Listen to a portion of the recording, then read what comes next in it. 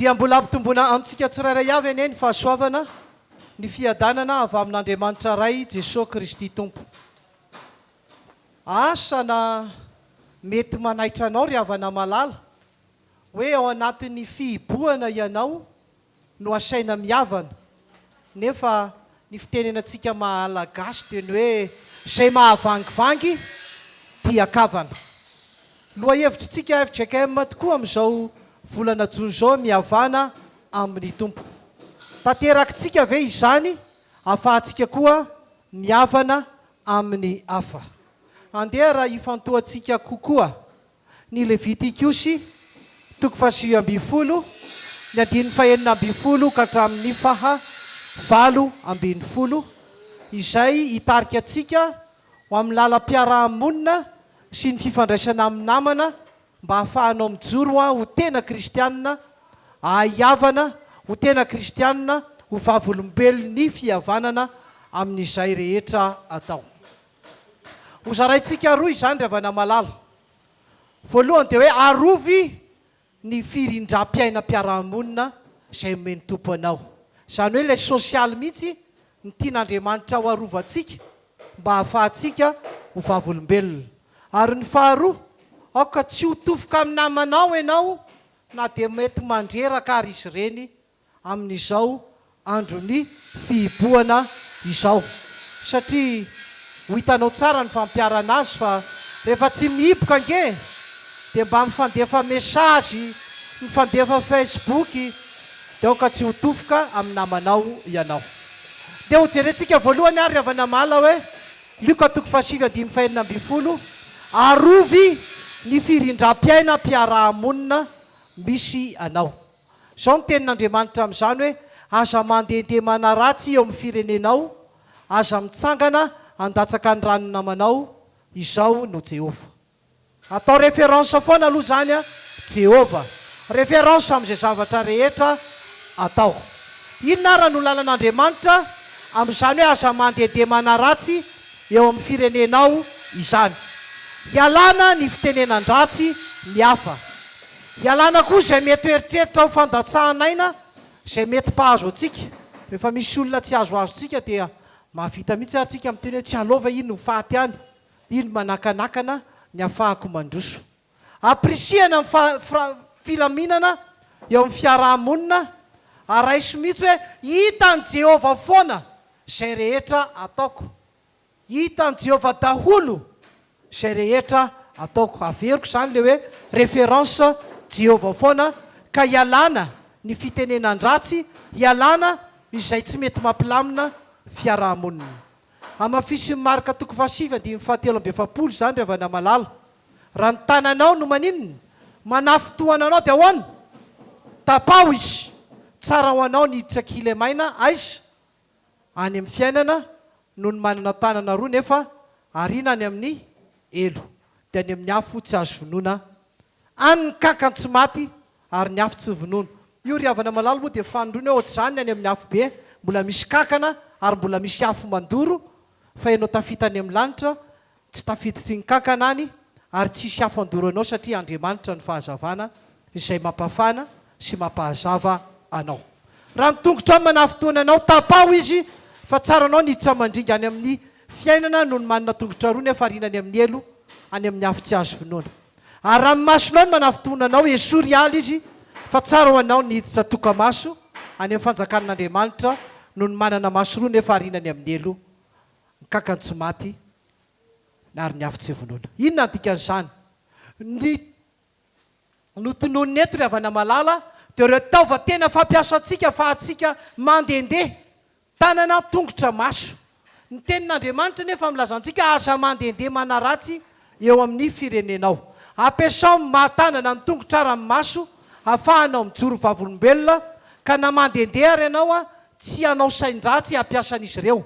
Tapaho esory.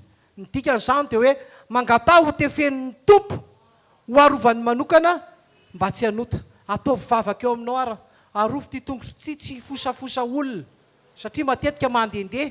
Arovy ty tanako ty mba tsy hanao ratsy olona, ary indrindra amin'ny masoko satria ireo no mibaika olona saina, dia ireo no manao ratsy, manjary mitsangana handatsaka ny rano namanao ianao. voaporofo ny Filipianina toko faharoa andiny voalohany sy faharoa izany ko raha misy fampiresenao amin'ny Kristy, raha misy fampiononana avy amin'ny fitiavana, raha misy firaisana amin'ny fanahy, raha misy famindram-po sy fiantrana, tanterao ny fifaliko mba iraisanareo saina, miray fitiavana, miray fo, miray hevitra. Inona ny dikan'izany? Hitsimbinana ny tsy andiandiana ratsy sy ho fampiarana le hoe esory sy tapao, niezaka ho amin'ny firaisan-tsaina no atao, firaisan-po, firaisan-kevitra, miray fitiavana. Zay no atao hoe fihavanana. Arak'izany ianao dia tsy hanana sain-dratsy mihitsy andiandiana ratsy ny namanao. Inona raha niezaka atao? Ampiarana azy, ezaka ny ampisy fihavanana. Mangata famorana amin'ny Jesosy. Tsika mantsy vita famorana ihany, indrindra ny lehilahy. Fa ny tena angatanao dia forao ao Jesosy. Atsiarovantsika n'ilay hira hoe tefeo aho tompo. Amboarina ny toe-tsaim-piraisana izay tokony hibaiko ny tena, aiza mionona amin'izay omen'Andriamanitra, indrindra iainana isan'andro ny famindram-po sy ny fiantrana. Mangata zany ianao mba ho ampianarin'Andriamanitra tsy hanana sain-dratsy eo amin'ny manodidina. Fa io ry havana malala, mandeha ho azy io ka raha tsy mitandrina ianao tsy ho avitra mihitsy ny firindram-piainam-piarahamonina. Arak'izany mibaiko ny tompo aso anao mba hiainga aty amin'ny fiangonana, zany filaminana izany, zany tsy mandehandeha manaratsy zany, ary ho tafitatsika any amin'ny firenena sy any amin'ny lalana rehetra izay tokony ataotsika. Zay zany tapany voalohany, arovy ny firindram-piainam-piarahamonina. Fa ny faharoa, aoka tsy ho tofoka amin'ny namanao ianao. Ny teny ao amin'ny 7:12 sy 7:20 amin'ity bokin'ny Levitikos ity, ny teny hoe aza makala ny rahalahinao amin'ny fonao, mananara dia mananara ny namanao mba tsy azonao eloka noho ny aminy, aza mamaly ratsy namanao lolo-po amin'izay iray firenena aminao, fa tiavany namanao tahaka ny tenanao, izao no Jehova. Mbola mifarana amin'ilay izao no Jehova ihany ity andalam-pesa teny manaraka ity, référence foana zany Jehova, averiko hatrany, hitany Jehova avokoa izay zavatra rehetra ataontsika. Fitaomana ho amin'ny fahamasinana ity menu ity mba tsy hatofoka antsika amin'ny namantsika. Ny fo aloha tsy ho amin'ny fankahalana sy ny lolo-po amaly ratsy. Verina ihany zany hoe lolo-po zany, misy teny hoe lolo. Ny lolo dia manembatsembana, manao raha ohatra biby fotsiny izy dia manembatsembana izy indraindray. Fa mifieritreretan'ny malagasy ilay lolo hoe misy lolo, vangivangin-dratsy ange zany, ka aoko tsika tsy hanao lolo-po amaly ratsy. Eto dia tononona mihitsy ny hoe mandreraka ange nataon'ny afy, nefa tezaina ny fo tsy akahala sy anisy ratsy azy. Averiko mandreraka ny atao reny namantsika reny, fa tezain'ny tompontsika tsy akahala sy anisy ratsy, ary sarotra zany baiki-pihavanana zany. Fa fahamasinana koa ny fifananarana eo ambany fiahiany Jesosy, satria izay tsy ahazona eloka. Mazana koa satria mini manampitsofina ny hafa raha mba mananatra isika. Ny azo lazaina dia izao, vita ny adinao raha samy zanak'Andriamanitra ny fananatra, fa matoa zay izy tsy laitra ny bala amin'ny fahananarana, tsy tena kristianina, sarotra hihavanana. Ianao miasa mitady fihavanana mandrakariva. Manamafy zany Filipianina 2:7 sy 8, tsy manao na inona amin'ny fifampandaniana, na mandrano tena foana, fanetretena, aoka samy anao ny namany ho mihoatra noho ny tenany, ary azo samy ny hevitra ny azy any, fa samy ny anamany koa. Tandremy miombon-dratsy fa tsy fihavanana zany. Ny tontolo-pihavanana dia ao anaty fahamasinana trany. Marihana foana zay, tsisy fihavanana tanteraka ao raha tsy ao anaty fahamasinana.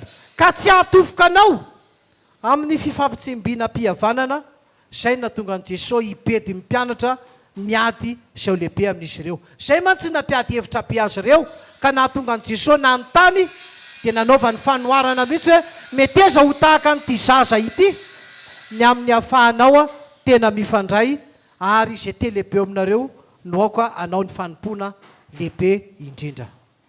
Arak'izany ny anaporofona azy, lanana roa no amaliny marka 7:7 sy 12:20 amin'izany. Zao mivaky ny teny, fa na iza manome anareo rano eran-kapoaka hosotroin'ireo, satria ny Kristy ianareo dia lazaiko aminareo marina tokoa fa tsy ho very ny valim-pitiany. Ary na izy izy mahatofotoana na iray azy amin'ireo madinika mino ahy ireo dia tsara ho azy raha natonana vaty lehibe fiksoam-bary ny voziny ka atsipy ao anaty ranomasina izy. Anankiroa ny safidy anankiray rano erakapoaka no asaina hamahana nareo madinika ireo. Kanefa koa na dia manafotoana na kely avy amin'ireo madinika ireo dia tsara raha natonana fiksoam-bary ny tenda dia atsipany anaty rano mba ho faty any. Inona moa ny dikan'izany lalana roa? Lalam-piainana, fiainana mandrakizay. Kely any ange ny takiany tompo aminao e. Fa ny fitandremanao dia ilay lalam-boahozony izay mahatafotoina ny hafa. Ny ezaka atao hanampiana ny hafa sy ny fitandremana tsy hatafotoina amin'ny madiniky ny tompo rehefa voajo ireo tsy ho tofoka ianao ary mandeha ho azy ny atao hoe fihavanana. Dia miteny ny tenin'Andriamanitra mamarapara anazy hoe tsara ny sira.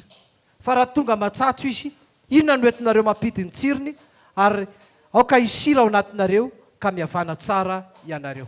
Miverina indray ilay fahamasinana izay efa voatonina tany aloha tany, fa ny fahamasinana koa tsy mahatofoka anao amin'izay ataony namanao, fa manjary voatefy miaraka aminao koa izy rehefa tena mijoro amin'ny fahamasinana.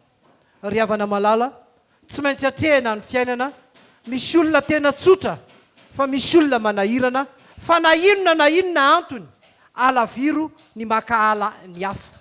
Ny devoly ao anatiny no tsy maintsy roahana, fa ianao aza manaiky ho tofoka fa reseho amin'ny fahamasinana ny hitaizanao anao ho amin'ny tena fihavanana dia mba ho tafita amin'ny hafa koa izany fitaizana izany.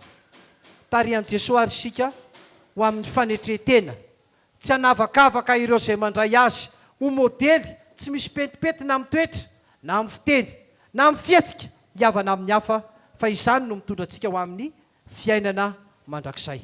Tarihiny koa isika hanana toetra mananatra ho amin'ny tsara, mikendry izay mahasonina amintsika atateraka ny sitrapony. Ny fihavanana amin'ny manodidina no aoka ataontsika vaindondra rà, satria isika no modely hitarika ny hafa amin'ny toetra tsara ho amin'ny fiainana mandrakizay.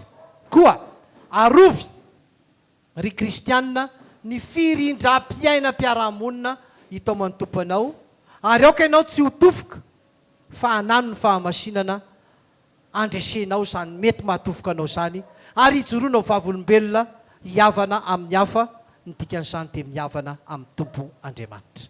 Ho an'Andriamanitra ireriany ene ny voninahitra. Amen. Any amin'ny sisiny misy ery misy biriky roa fanaingina eo ambony io zao isenazy izay hitondra ny gradin ny fiangonana, hitondra ny gradin ambony eo. Rehefa mandeha makatytsika dia mahita an'ireto varavarakely reto, milahatra varavarakely 5. Ity zany zao mbola isy biriky 4 zao tazanareo zao, misy 4 dia ambony iny senazy dia efa fanarin-jano izay amin'izay senazy eto zany avy le biriky 4 dia efa senazy fanarin-jano satria eto ny tafo. Dia mirositsika makary avaratra ria, ino zany zany varavarakely 5. Satria avaratra ry zao misy senazy zao ambon'io efa hita io dia raha vao mipetraka io senazy io dia ambony io dia efa tapenaka miany eo amin'ny 2,40 m eo ny fiakarany ambon'ilay senazy, dia misy lakroa fitaratra ao ampovoany ao amin'ny ilany avaratra iny misy ny tapenaka iny. Dia avetsika zany zao dia mikisaka atao amin'ny asa efa ataon'ny mpiasa anankitelo ndray zany reo mitapina varavarakely vita, dia efa manjary mibiriky eo atenatenany ny 3 aty avaratra zany zao ny vita ny lafiny atsinanany iny, fa manomboka amin'ny 3 eo amin'ny 3 io zany io mbola ilatsana be tao androany zao io anankiray io dia ny 2 amby izay mbola atao ny ray efa manao farafetina, ny ray mbola voafetina mihitsy eo ny farany. Raha mbola mitodika kely avy eo moa zao mpiasa miasa, raha mbola mitodika ihany eo miana atsimo, eo anilan-kely eo misy bariky io misy gamanty eo ambony eo ny toeran'ny orgaratra zay. Io zany eo amban'ny tilikambo io, mbola misy refo miakatra moa satria mbola misy 3 metra miakatra eo ny ambanin'ny tilikambo, dia izay ndray vao ny lafika ny tilikambo mbola misy miakatra kely zay ho tena ilay petrahan'ny tilikambo. Zany hoe mididina amin'ny ilany atsimo fahaverenana teo io mbola miakatra eo amin'ny 3 mètre eo ilay hijoroana mba ho isin'ny gradin rahatrizay. Dia misaotra antsika naharitra ny aino an'izay rehetrarehetra izay dia efa hiala indray reto lakilosy reto rehefa kelikely rehefa takona ny feoany lakilosy moa hitantsika aty atapy fiangonana taty tamin'izany izy mbola tsy difitra izy tamin'izany fa zao izy efa takona satria efa niakatra ny rindrina niakatra tanteraka. Ny toerana misy antsika zany zao dia ato ambonin'ny balcon zao no makasary mipakasary io le tafy taloha tamin'ny ilany andrevana teto amin'ny fiangonana nalefa taty ambony taty ary aty ambony aty koa mbola nasinan'io lavasy io aloha ahafahantsika mialoka tsara tsy maintsy hialo reo rehefa nomboka anao tafy tsika le rinany fampitondram-bavaka